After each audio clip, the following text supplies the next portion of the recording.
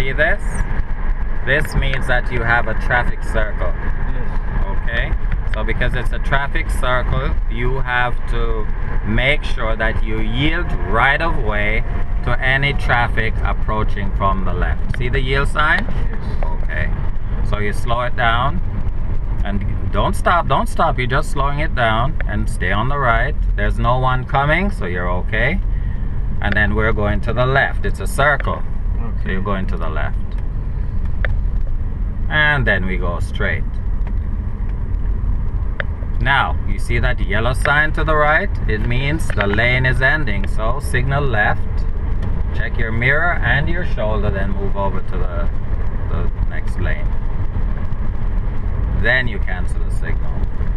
Cancel the signal. Okay. So there are lots of signs that you're gonna see, and you have to know how to deal with them and respect them. Now, as you can see, the speed limit here, it says 80 begins. So you can go as fast as 80.